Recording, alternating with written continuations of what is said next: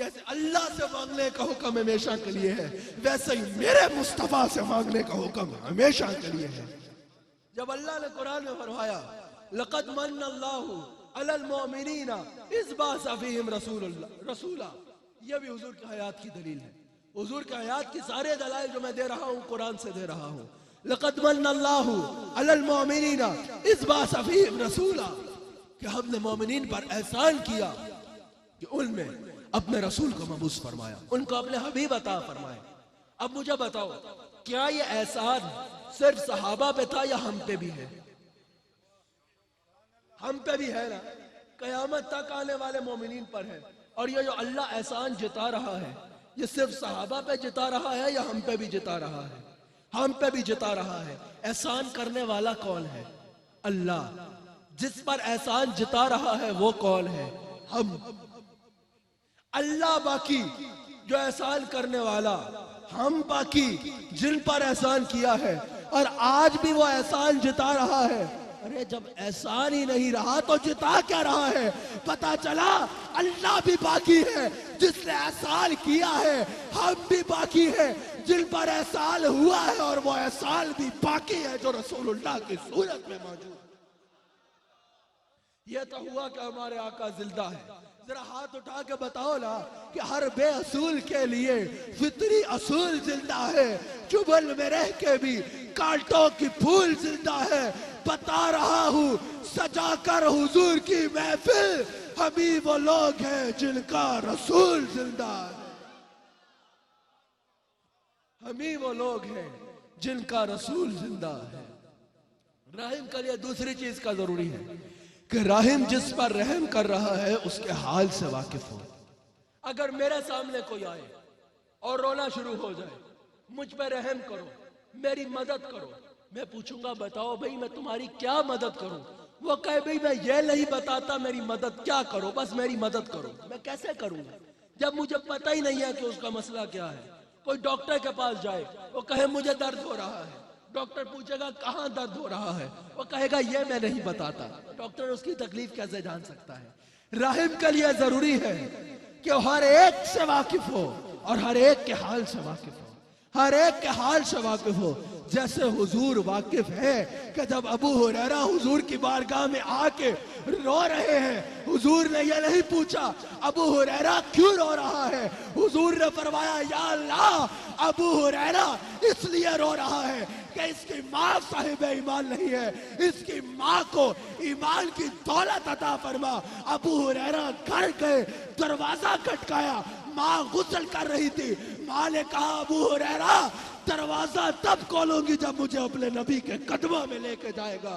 پتہ چلا حضور ہر ایک کے حال سے واقف ہے۔ ایک عورت تھی، اس کا گونگا بچہ تھا، وہ حضور کی بارگاہ میں اس کو لے کے آ رہی تھی، اور حضور کی بارگاہ میں لاتے ہوئے سوچ رہی تھی میں حضور تک کیسے پہنچوں گی، میں حضور سے کیسے کلام کروں گی، میں حضور سے بات کیسے کروں گی، حضور کا رعب و دبدبہ ایسا ہے، میں حضور علیہ السلام سے کیسے کلام کروں گی، حضور کو کن الفاظ میں بتاؤں گی، حضور سے کیسے کلام کروں گی کہ میرا بچہ گونگا ہے اس کو زبان دے۔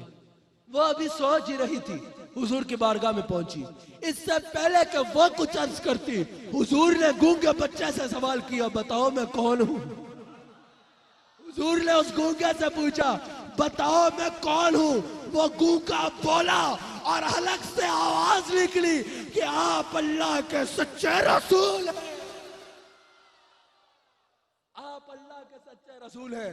پتہ چلا حضور ہر ایک کی تکلیف کو بھی جانتے ہیں اور اس تکلیف کو حل کرنا بھی جانتے ہیں، اور رسول اللہ کی محفل میں آنے والوں ہزاروں رسول اللہ کے غلام یہاں بیٹھے ہیں، کروڑوں رسول اللہ کے غلام ARYQT پر دیکھ رہے ہیں۔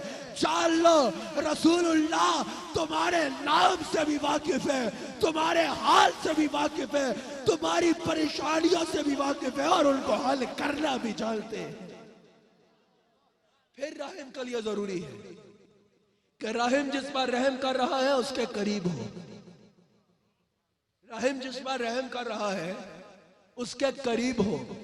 اگر رکھ بلوچ میں کسی کے گھر آگ لگ جاتی ہے اور وہ لنڈن کے فائر بریگیڈ کو فون کرتا ہے کہ بھئی میرے گھر آگ لگ گئی ہے آ کے بجھاؤ، یا پشاور میں کسی کے گھر آگ لگتی ہے اور وہ کراچی کے فائر بریگیڈ کو فون کرتا ہے کہ بھائی گھر میں آگ لگ گئی ہے، آ کے بجھا ڈالو. تو فائر بریگیڈ والے کہیں گے کہ ایسا کرو کہ کسی ایمبولینس والے کو بلاؤ اور اپنے دماغ کا علاج کراؤ. ارے مدد مانگنی ہے تو ان سے مانگو جو تمہارے قریب ہے. کراچی کے فائر بریگیڈ والے آگ بجھانا جانتے ہیں، زندہ بھی ہے، پانی بھی موجود ہے، آگ بجھا سکتے ہیں، لیکن پشاور والے کی نہیں بجھا سکتے کیونکہ اس کے قریب نہیں ہے. حضور عالمین کے لیے رحمت بن کے آئے، راہب کے لیے ضروری ہے قریب ہو.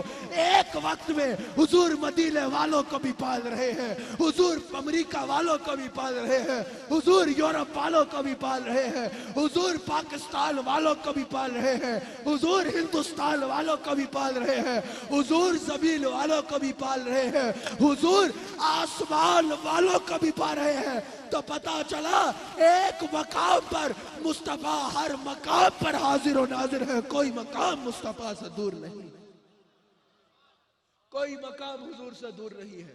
یہی وجہ ہے امام قسطلانی یہ روایت لائے ہیں کہ حضور علیہ السلام وضو کر رہے ہیں اور فرماتے ہیں لبیک لبیک نصرتا، میں حاضر ہوں اور مدد کر چکا ہوں. حضرت میمونہ ام المومنین سلام علیہا حضور سے سوال کیا یا رسول اللہ یہ آپ کس سے کہہ رہے ہیں؟ حضور نے فرمایا وہ مسلمان تو نہیں ہے لیکن انہوں نے میرے سے وفا کا وعدہ کیا ہے، وہ مکہ میں ہے اور مجھ سے وفا کے وعدے کی وجہ سے میرے دشمنوں نے ان پہ حملہ کر دیا ہے. جیسے ہی دشمنوں نے حملہ کیا مکہ میں کھڑے ہو کے انہوں نے مدینہ کی طرف منہ کیا، مکہ میں کھڑے ہو کے مدینہ پاک کی طرف منہ کیا. دیکھنے والوں نے دیکھے ہیں وہ شفتہ مزاج جو حرم سے بھی مدینہ پاک کی طرف دیکھتے ہیں.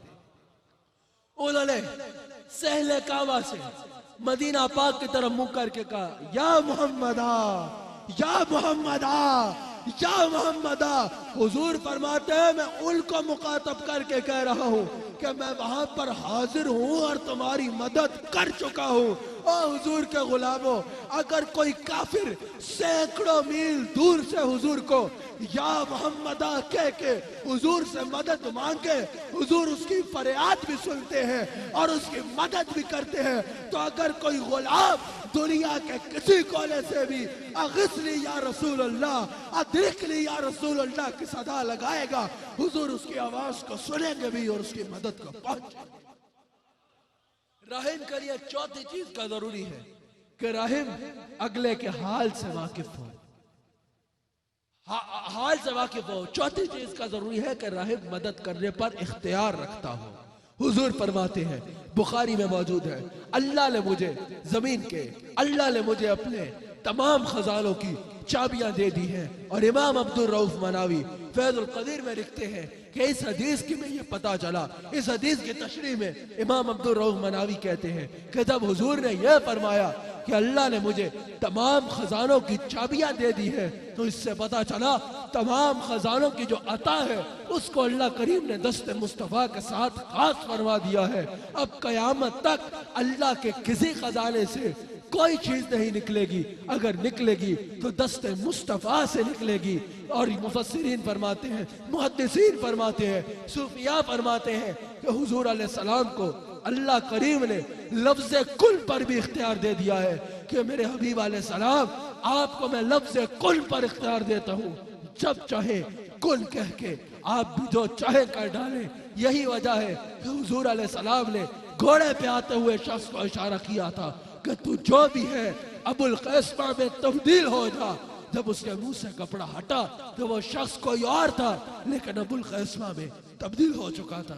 ناظرین اکرام، اس کے ساتھ ہی ایمان اور اسلام کے آج کے پروگرام کا وقت اپنے اختتام پہ پہنچتا ہے. انشاءاللہ اگلے ہفتے اسی چینل پہ اسی وقت ایک نئے موضوع کے ساتھ آپ سے پھر ملاقات ہوگی. تب تک کے لیے مجھے اجازت دیجیے. اللہ قریب مجھے اور آپ کو حضور علیہ السلام کا وفادار رکھے.